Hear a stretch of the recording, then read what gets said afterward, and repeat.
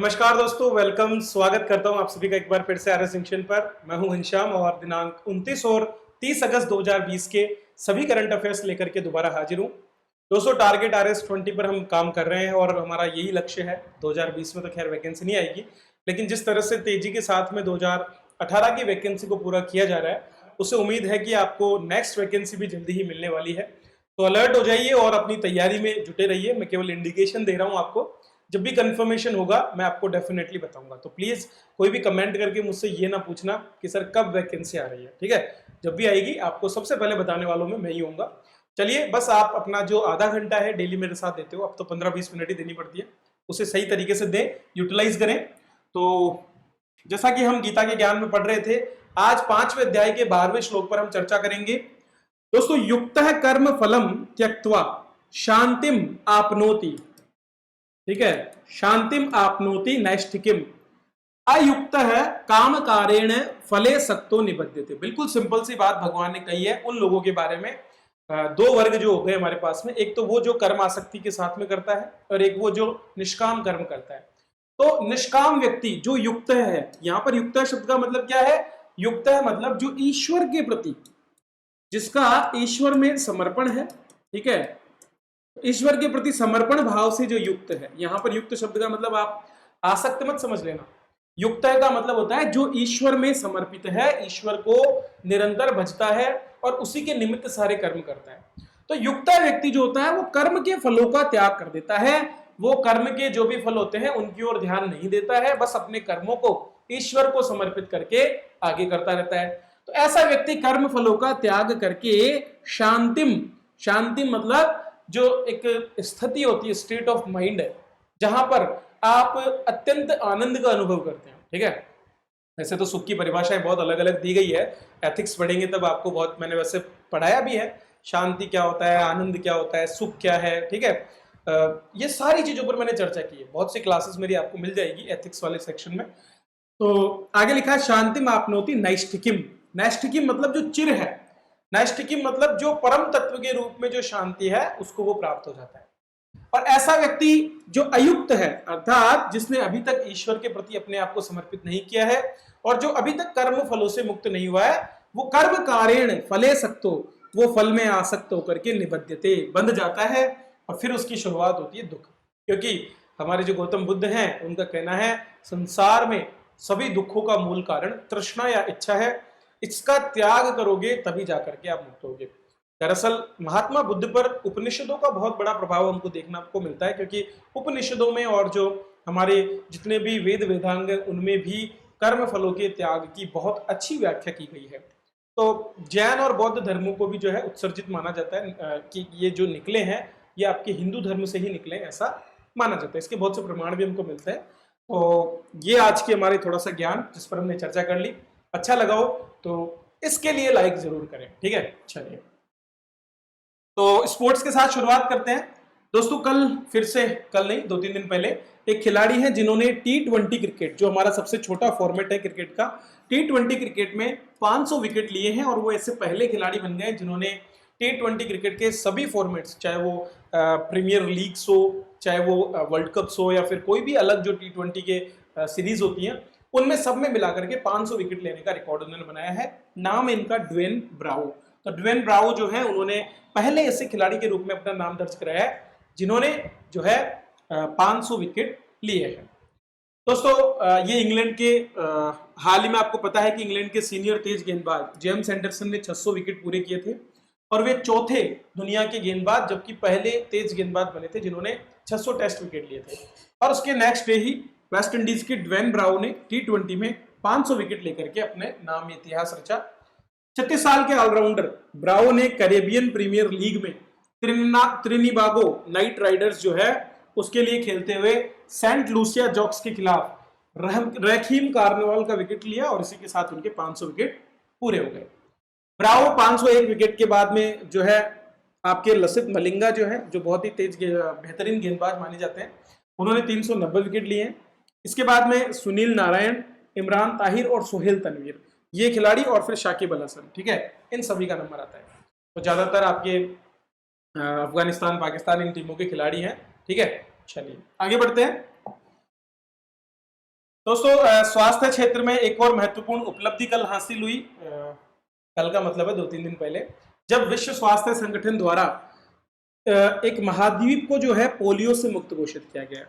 Polio से मुक्त घोषित करने की जो शर्त है वो यह है कि पहली बात तो कभी भी पोलियो के से किसी देश को मुक्त नहीं किया जाता है, ये याद रखना। पोलियो से देश मुक्त नहीं होता है, पोलियो से एक रीजन जो है उसको मुक्त किया जाता है। एक पूरा रीजन जो है उसको पोलियो फ्री घोषित किया जाता है। और अभी हाल ही में जो है अफ्रीका महाद्वीप का जो रीजन है उसको पोलियो से मुक्त घोषित किया गया है। और इसी के साथ अफ्रीका एक ऐसा महाद्वीप बन गया है जहां पिछले 4 सालों से कोई पोलियो का केस नहीं देखा गया। तो 4 साल की अनिवार्यता है, 4 साल तक यदि कोई पोलियो केस नहीं हो तभी जाकर के किसी क्षेत्र को पोलियो मुक्त घोषित किया जा सकता है। तो अफ्रीका के लिए ये हमारा सही आंसर हो जाएगा। इस पर थोड़ी सी डिटेल में बात कर लेते हैं।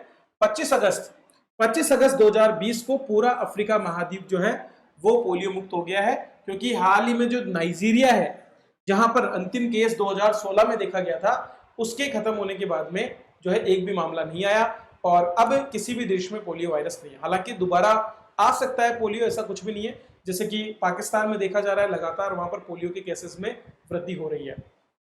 पिछले WHO ने साल 1988 में वैश्विक पोलियो उन्मूलन पहल देखो कब शुरू की है। ये देखो, आपको आजकल के जो ज्यादातर प्रश्न आते हैं ना वो सेंटेंस बेस आते हैं, तो आपसे पूछ लेगा कि वैश्विक पोलियो उन्मूलन पहल की शुरुआत 1988 में की गई और हाल ही में अफ्रीका महाद्वीप को पोलियो से मुक्त किया गया।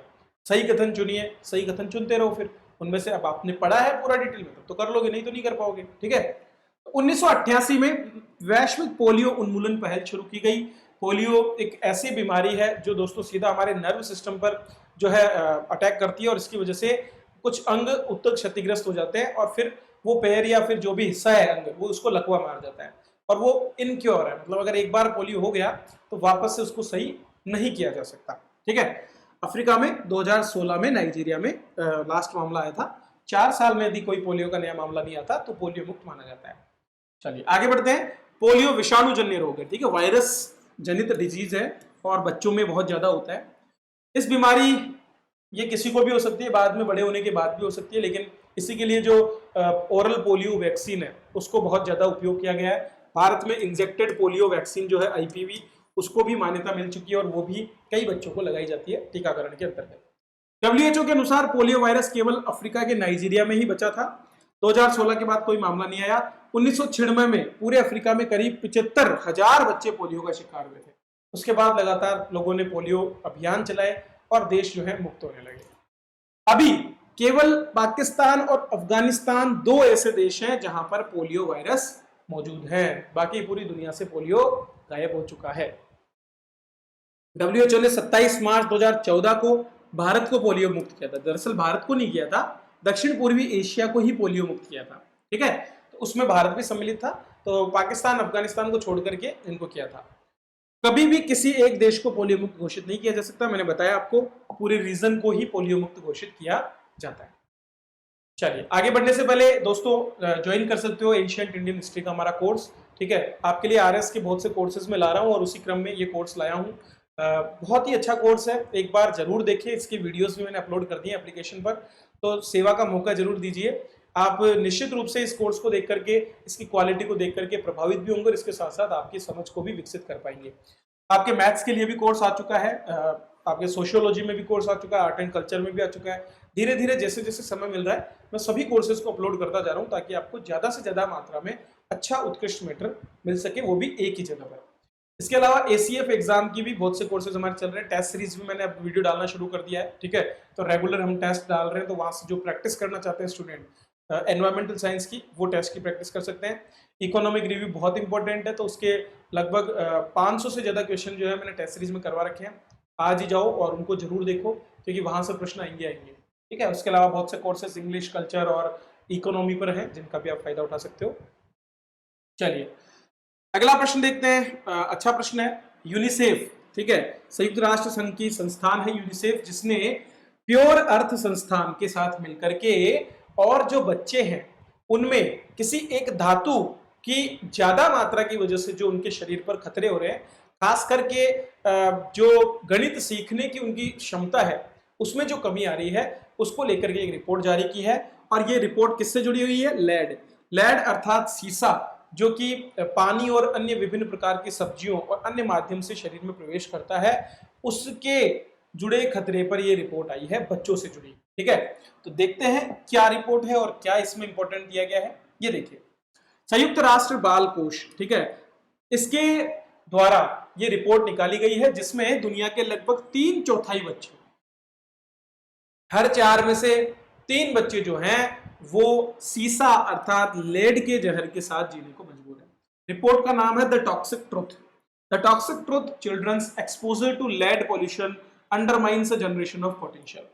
इस रिपोर्ट के अनुसार दुनिया भर के 80 करोड़ बच्चों के खून में जहरीली सीसा धातु का स्तर 5 माइक्रोन प्रति डेसीलीटर या उससे भी ज्यादा है।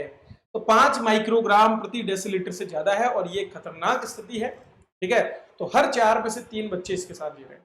सबसे बड़ा कारण क्या बताया गया है? बैटरियों का डिस्पोजल। दोस्तों, बैटरी में शीशे का प्रयोग किया जाता है और उन बैटरियों का डिस्पोजल सही तरीके से न करने की वजह से, ओपन में उनका डिस्पोजल होने की वजह से शीशा वायु में घुल जाता है, पानी में चला जाता है और वहां से हमारे श्वसन के माध्यम से हमारे शरीर में भी पहुंचता है।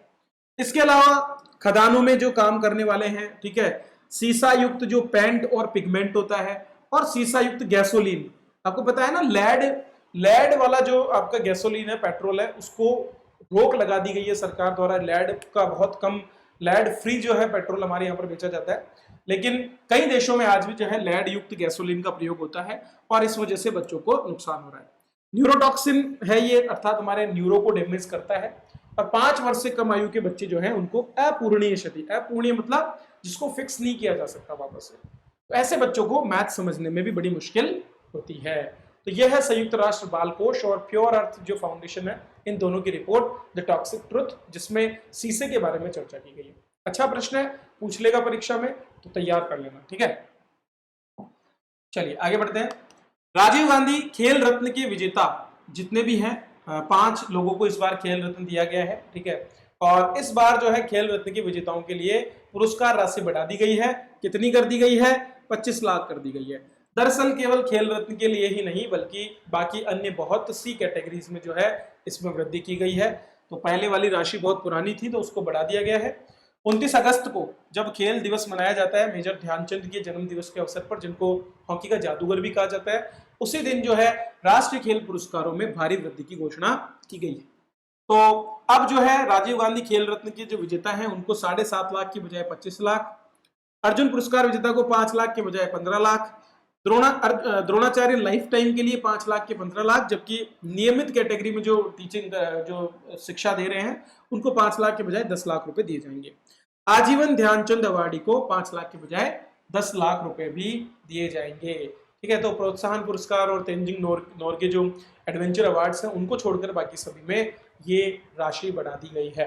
ठीक है, तो याद रखना, यहां से भी प्रश्न आ सकता है कि हाल ही में कितनी जो है कर दी गई। ऐसे जो बदलाव होते हैं ना उन पे प्रश्न आते हैं। दोस्तों, कनेक्टिविटी को बढ़ाने के लिए लगातार खासकर ग्रामीण क्षेत्रों में सहज, सरल और किफायती दामों में इंटरनेट सर्विसेज उपलब्ध कराने के लिए हाल ही में BSNL द्वारा भारत एयर फाइबर की नई शुरुआत की गई है। और कौन से राज्य से की गई? बिहार से।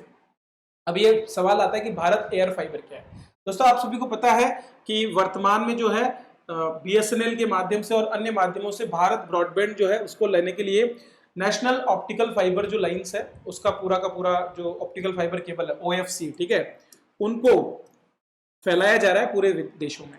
अब क्या होता है कि OFC के माध्यम से आप एक गांव तक तो कनेक्शन पहुंचा देते हो, लेकिन OFC के जो कनेक्शंस होते हैं वो तुलनात्मक रूप से महंगे होते हैं। जैसे आपने देखा होगा ना, आपके BSNL फाइबर लगा होता है, FTTH जितने भी कनेक्शन होते हैं, ठीक है, तो फिक्स्ड वायर्स वाले जो कनेक्शन होते हैं वो महंगे पड़ते हैं। इसीलिए क्या होगा, अभी गाँव को तो सरकार जोड़ रही है, एक गाँव को दूसरे गाँव को, सभी को। अब इस गांव में क्या किया जाएगा, टावर लगाया जाएगा और उस टावर के माध्यम से जो है जिस स्पीड से ब्रॉडबैंड चलता है उसी स्पीड से जो है जो वायर्ड ब्रॉडबैंड है उसी स्पीड से वाईफाई की वायरलेस सुविधा भी यहाँ पर उनको उपलब्ध कराई जाएगी, और वो भी किफायती दामों में लगभग 349 रुपए के साथ शुरू करते हुए।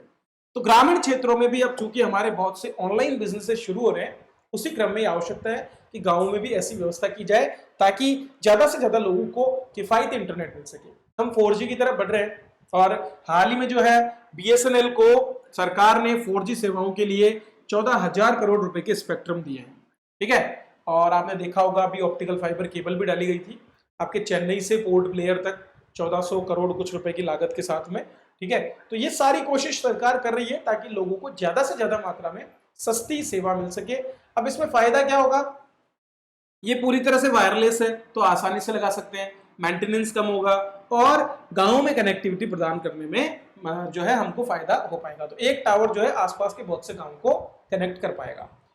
भारत एयर फाइबर बिना लाइसेंस वाले स्पेक्ट्रम पर काम करता है, ठीक है, और इसमें बहुत कम हस्तक्षेप होता है जो ग्राहकों को अच्छी गुणवत्ता भी प्रदान कर पाएगा। भारत एयर फाइबर जो है इसका सदस्यता शुल्क 349 रुपए प्रति महीने रहेगा और बिहार में ग्रामीण क्षेत्रों में दूरसंचार मंत्री द्वारा इसकी शुरुआत हाल ही में की गई है, ठीक है। चलिए, तो ये हो गए दोस्तों आज की करंट अफेयर्स जिन पर हमने चर्चा कर ली है। आपकी जो करंट अफेयर्स की हमारी बुक्स हैं उन पर 25% का डिस्काउंट भी चल रहा है, तो करंट 25 ये कोड यूज करके आप एप्लीकेशन पर 31 तारीख तक इसका लाभ उठा सकते हो। और आपकी जुलाई और अगस्त की करंट अफेयर की बुक तैयार हो रही है, आज या कल में जो है इस किताब को भी मैं अपलोड कर दूंगा। तो जो छात्र हमारे ACF की तैयारी कर रहे हैं और जो इंटरव्यू की तैयारी कर रहे हैं, जो RS के इंटरव्यू में लगे हुए हैं, वो जो है इससे बेनिफिट ले सकते हैं। तो डेफिनेटली आप जरूर लें और अपनी तैयारी को आगे बढ़ाएं। चलिए, बहुत बहुत धन्यवाद, मिलते हैं अगले वीडियो में, तब तक थैंक यू।